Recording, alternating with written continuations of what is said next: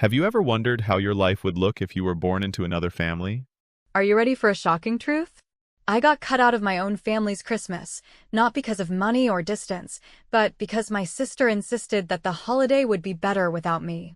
That is how it began, with one blunt message in the family group chat saying the trip to Hawaii was already booked and that this year they wanted to keep it a smaller vibe. Smaller, apparently, meant everyone except me. My parents were on the message, my brother-in-law chimed in with a thumbs up, and that was the end of the conversation.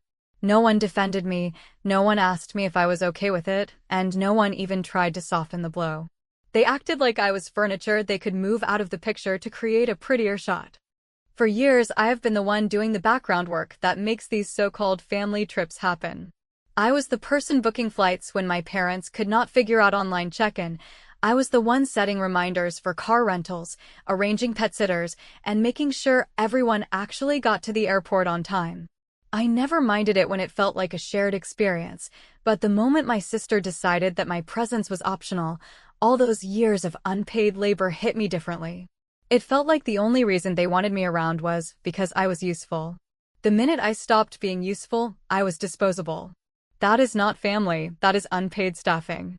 What makes this sting even more is the fact that, as I am reading this exclusion message, my sister and her husband are literally living in my house. They moved in 2 months ago because their kitchen renovation supposedly ran over schedule, and because I am the one person in this family who never says no, I let them stay. Not only did they move in, but I also covered most of the utilities without a single thank you. I told myself it was temporary, but deep down I already knew Erin had a habit of stretching temporary into indefinite. Now here she was, sitting under my roof, planning her glamorous Christmas getaway, and making sure I would not be anywhere near the photos. In that moment, something in me clicked. I did not scream, I did not beg, and I did not try to argue my way into a seat on a plane they did not want me on. Instead, I quietly removed myself from all the tasks I usually handled. I logged into the shared calendar where I had already penciled in airport drop-off and pickup times and deleted my entries. I closed out of the spreadsheet where I had been keeping track of travel points and deleted my column. I shut down the guest Wi-Fi profile in my house, the one Erin had handed out to half her friends without asking me first, and I changed the main password. Then I drafted a calm but firm message to Erin. Trip sounds great. Please plan your own airport ride and dog care. I will not be available. I hit send and felt the first wave of relief I had felt in months. I knew she would be annoyed, but I also knew there was nothing she could do. For once, I had decided to let them experience what life looks like without me quietly filling in the gaps. That same day, I printed a formal notice that their stay at my house would end at the close of the holidays. I taped it to the fridge so there would be no confusion. The notice laid out dates, utilities, and the expectation that they vacate the property in good condition. It was not dramatic, it was not cruel, it was simply the reality. I was done being a backup plan. Of course, the reaction was instant. Erin replied within minutes, claiming the house was basically theirs through January, and that I was being unreasonable. She hinted that our parents would back her up, and she was right. Within the hour, my phone was buzzing with calls from both of them. They told me not to make a scene, not to ruin the holiday before it even began, and not to punish my sister for wanting something different this year. They wanted me to swallow the insult for the sake of peace, the same way they had trained me to do since childhood. But this time I didn't.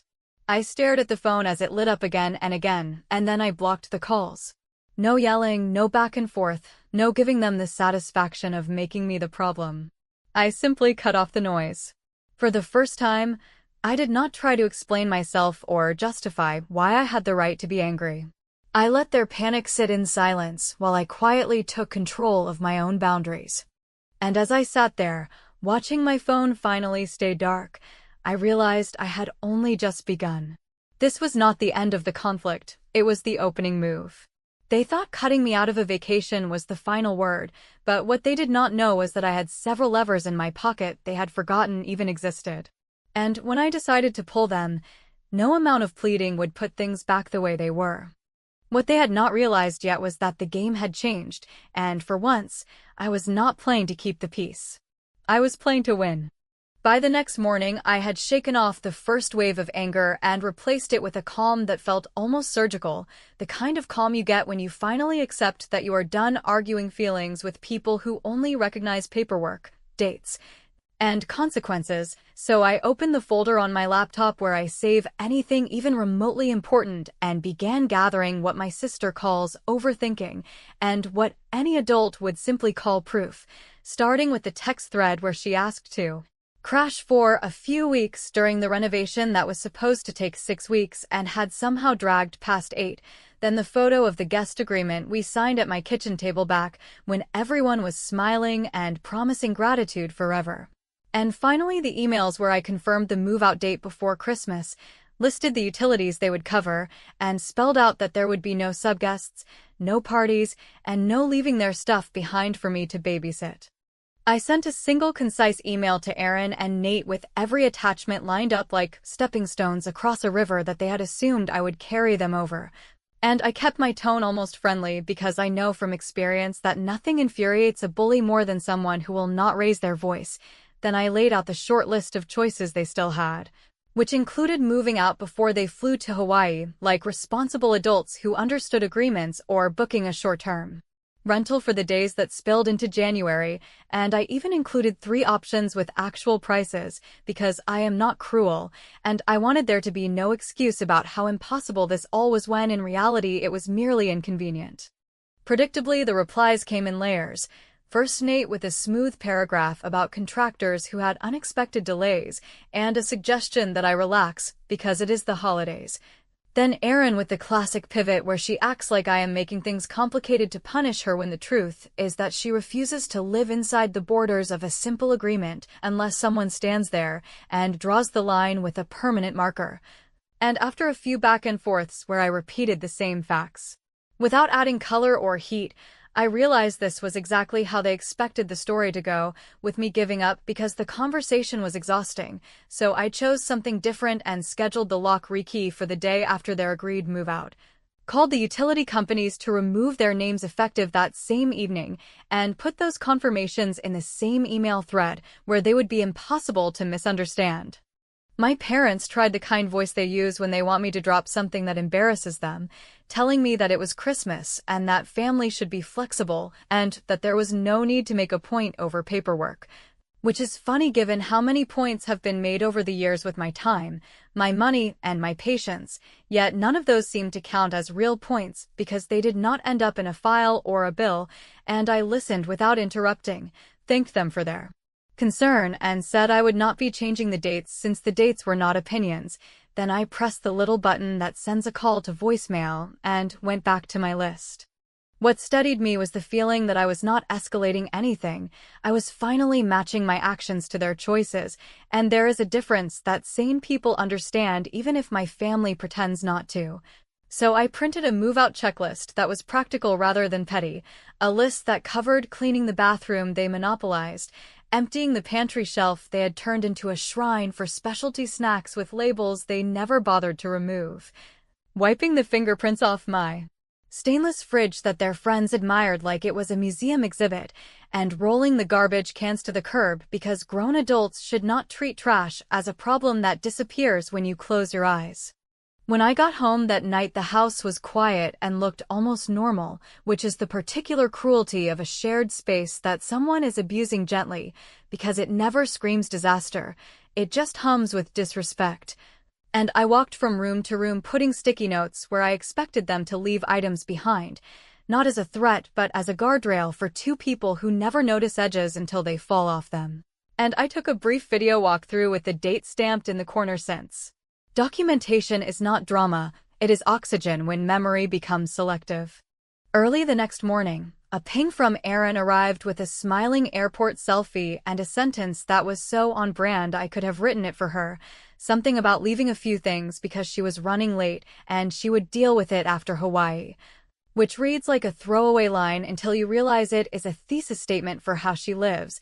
And I sat down at my table, opened my laptop, and replied with 2 sentences that took me years to learn to write, the first saying that abandoned items would be boxed for pickup during a specific window, and the second confirming that the locks would be rekeyed the day after their scheduled return, at which point any unclaimed items would be considered forfeited to donation, an outcome I would prefer to avoid but would not hesitate to enforce.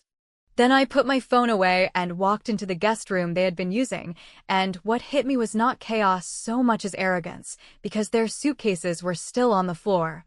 Their toiletries lined up on my dresser like they were in a hotel that would hold everything until it was convenient for them to stroll back and collect it. And it dawned on me that despite all the documentation and all the clear sentences that I had carefully packed into emails, Erin had decided she could ignore gravity because gravity had never been applied to her. So I opened the closet, pulled out the empty moving boxes I keep for donations, and began packing their things with the kind of precision that leaves no one room to pretend they did not understand what happened.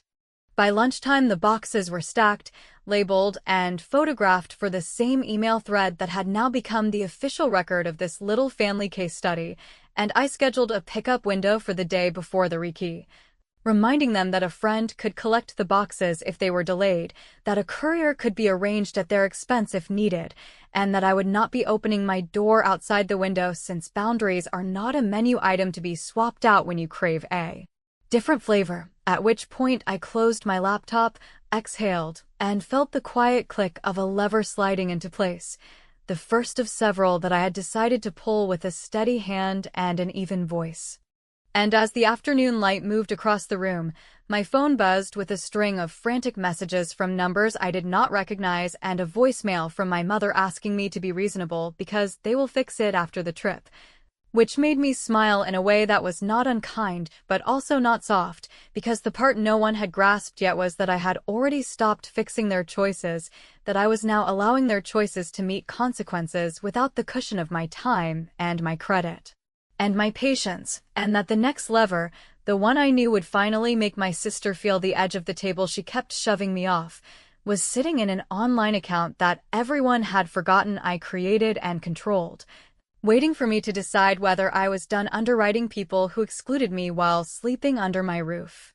When I walked back into the guest room the day after Erin's triumphant airport message, I realized that what I was looking at was not simply suitcases left behind by people in a rush, but the physical evidence of a mindset that had existed in my family for years, the assumption that I would quietly absorb inconvenience while they enjoyed their lives uninterrupted.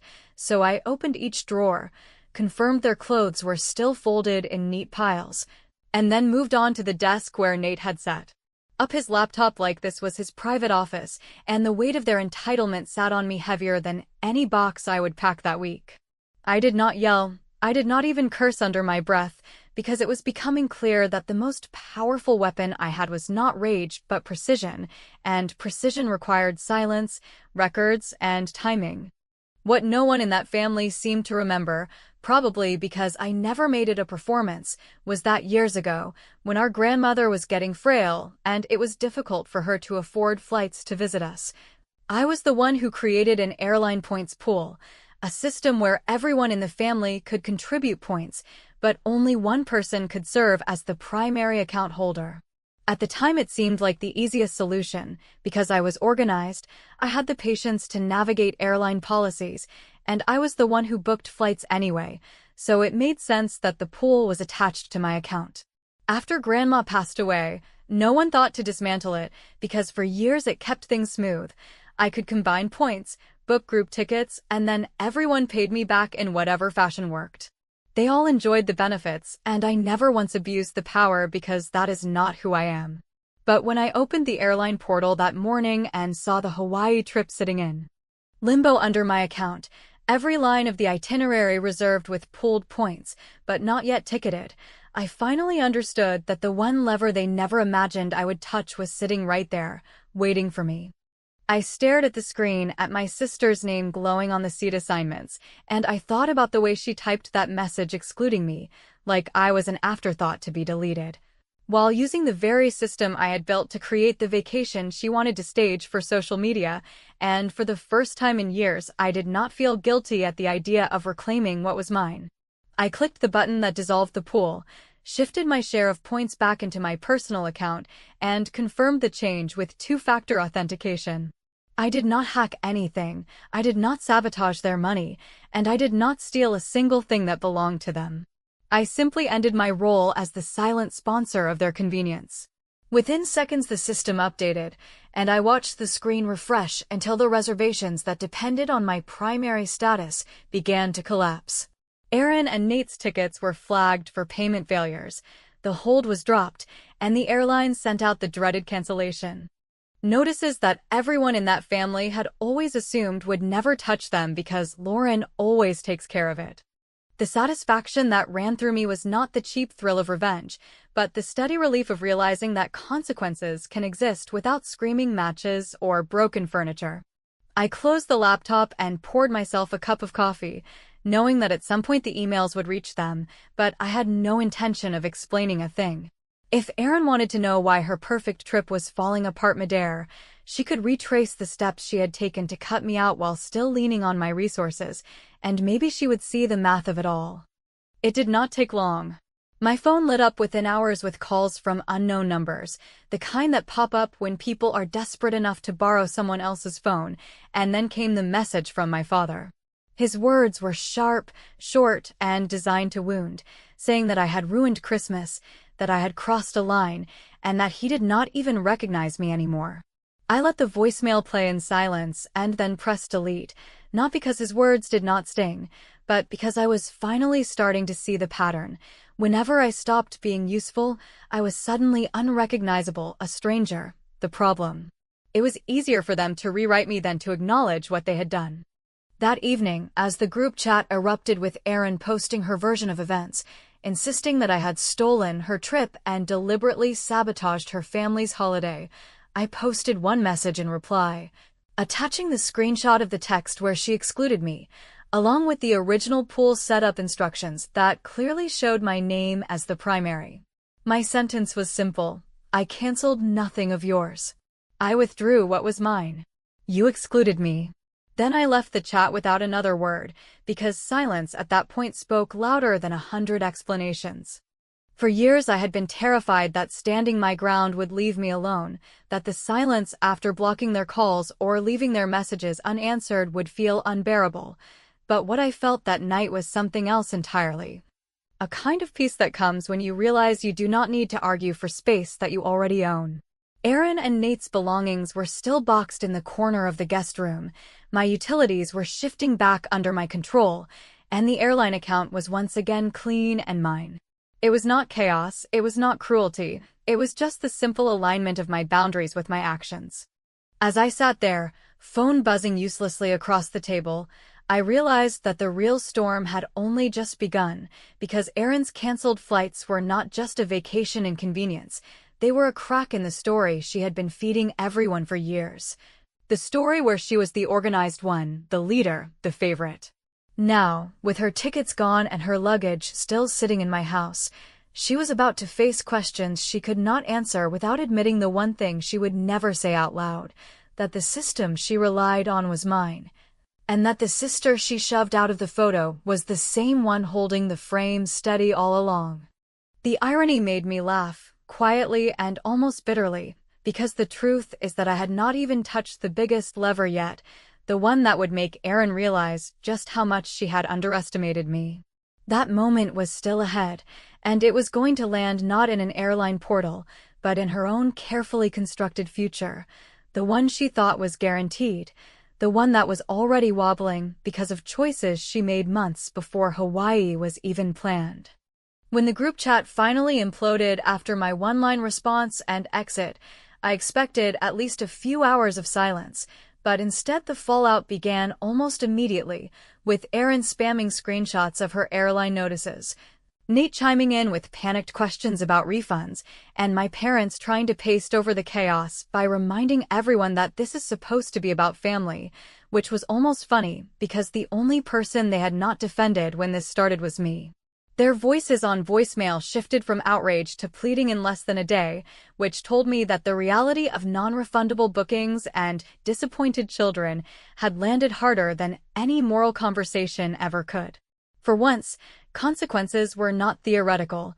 They were hitting wallets, calendars, and reputations, and that was a language my family had never expected to hear from me.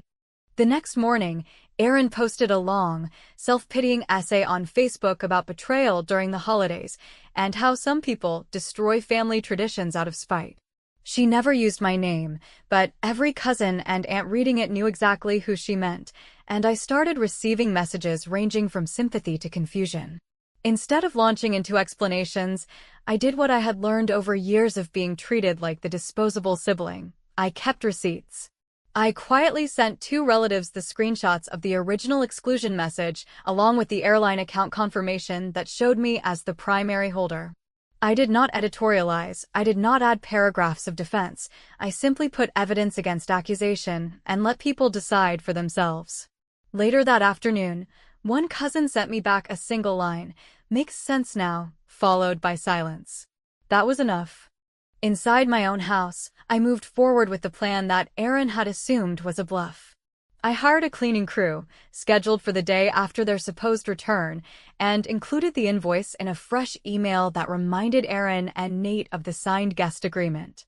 I laid out the amounts due, gave them the same professional tone I would give a stranger, and copied my lawyer friend again to make sure there was no doubt that this was official. It was strangely liberating to treat my own family with the level of accountability they had always deserved but never received, because in truth the years of biting my tongue and covering costs had not bought me closeness. They had only made me a convenient target for disrespect. The more I detached emotionally, the clearer I saw the structure of what was happening. Erin was not simply angry about flights or cleaning bills.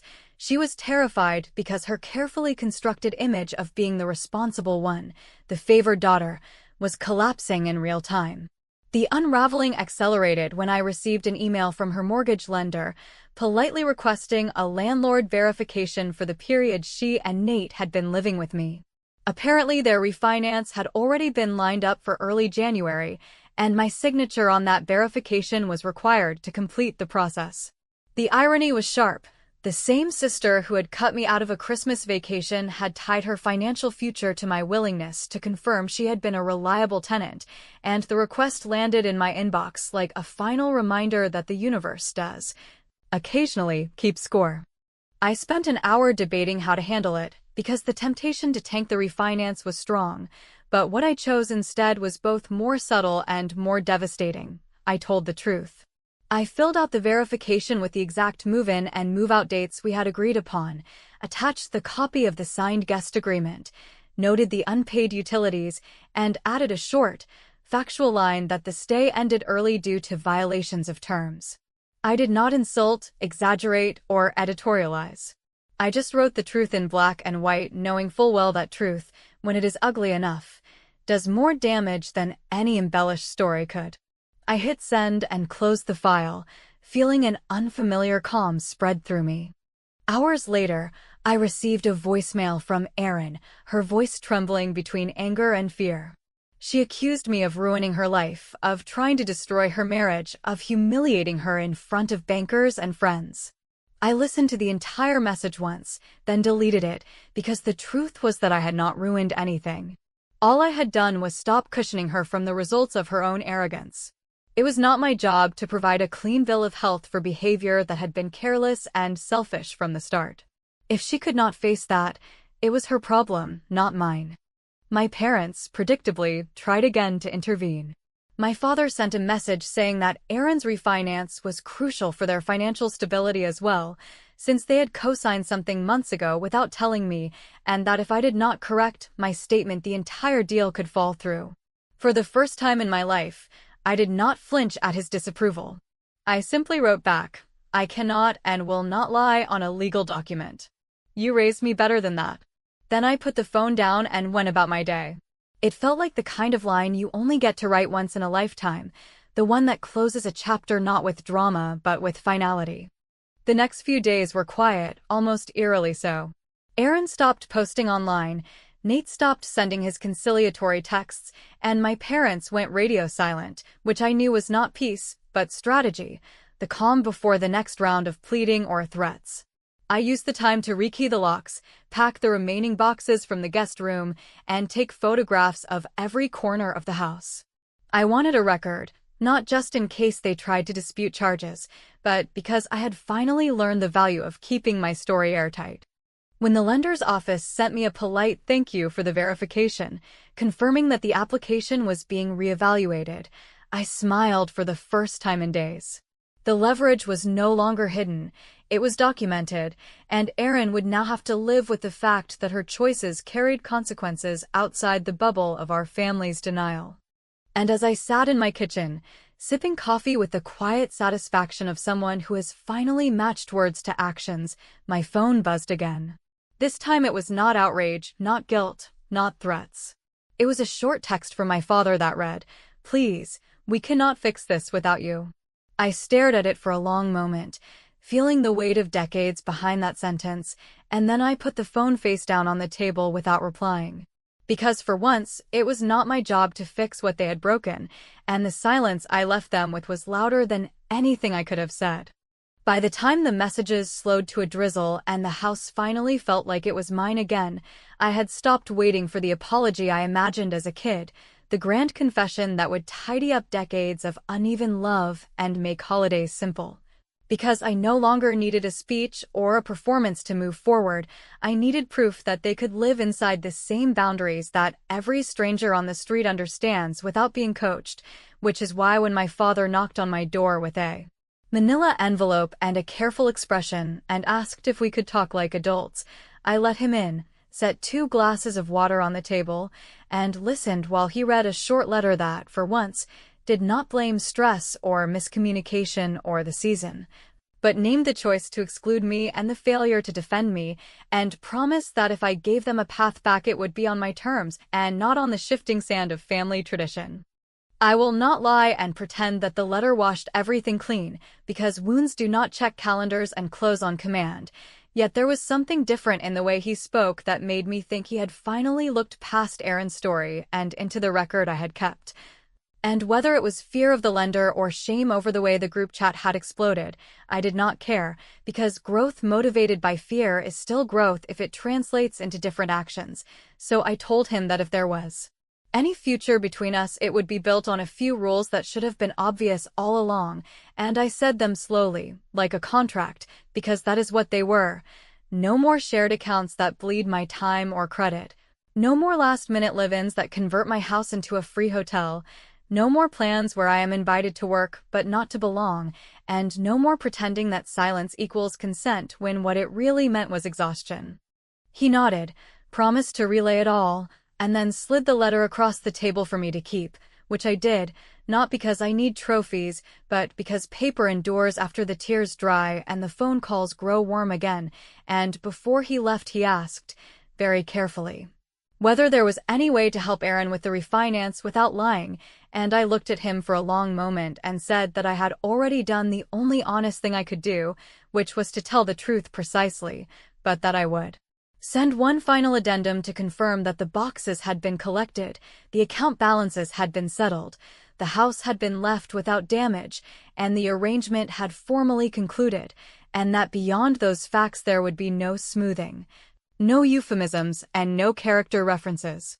After he left, I drafted the addendum in clear, spare language, attached photographs, payment confirmations, and the move-out checklist signed at pickup, and sent it to the lender with a simple note thanking them for their professionalism. Then I turned to the last lever in this complicated machine of family and habit, the airline program I had created to make Grandma's last years easier, the one that had quietly trained all of us to rely on me without acknowledging the cost, and as I reopened the portal and studied the settings, I realized that the healthiest outcome was not vengeance disguised as policy, but boundaries written as math. So I rebuilt the pool in my grandmother's name and added a rule so clean and fair that even Erin would have to admit it made sense, which was that pooled points could only be used for trips to which every sibling was invited in good faith, and that if anyone chose to exclude a sibling, they could still travel on their own dime while the pool remained. untouched, and that the primary account would remain with me for the simple reason that I had run it well, and that transparency would now be non-negotiable, with monthly statements shared automatically to every sibling and to our parents. I typed the announcement into a new message addressed to the entire family, kept it as neutral as a memo, and hit send without fanfare, and within minutes my phone buzzed with the predictable mix of gratitude, confusion, and defensive jokes meant to save face. Yet nestled between the noise was a short text from Erin that did not bother with pretense, a single sentence that said she had wanted to be the favorite, and that she had cut me out to keep the spotlight on herself, and that she was sorry. In a way that did not ask for immediate absolution, but acknowledged the harm, which surprised me more than the cancellation that had cratered her trip, because honesty is louder than inconvenience and far harder to pull off.